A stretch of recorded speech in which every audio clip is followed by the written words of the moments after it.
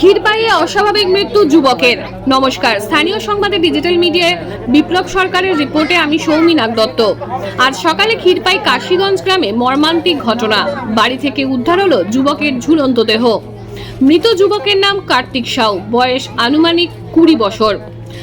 পিতা নবকুমার সাউয়ের 2 ছেলে। বড় ছেলে কর্মসূত্রে চেন্নাইয়ে থাকেন। ছোট ছেলে কার্তিক সাউ বাবা মায়ের সাথে বাড়িতেই থাকতেন।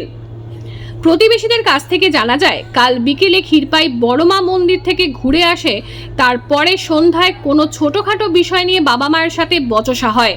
রাতে যে যার মতো শুয়ে পড়ে। এদিকে সকাল হতে ছেলেকে ডাকাডাকি শুরু করেন, কিন্তু কোনো সাড়া না মেলায় দরজা ভেঙে ভিতরে যেতেই সিলিং ফ্যান থেকে ঝুলে দেখেন। এই ঘটনা জানাজানি হতেই এলাকায় শোকের ছায়া নেমে এসেছে। কার্তিক সাউ, বয়স 20 থেকে 21 বছর বয়স।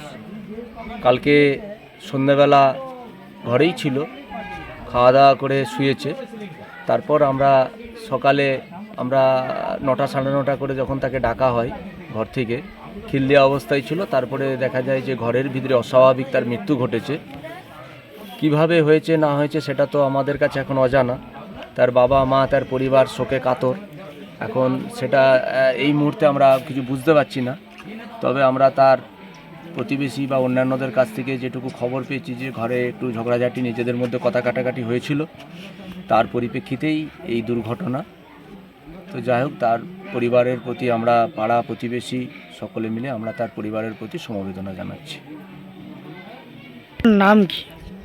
কার্তিক সাউ, বয়স হবে 20 থেকে 21 বছর বয়স। আপনার নাম? আমার নাম ত্রিদীপ চক্রবর্তী, কাশীগঞ্জ।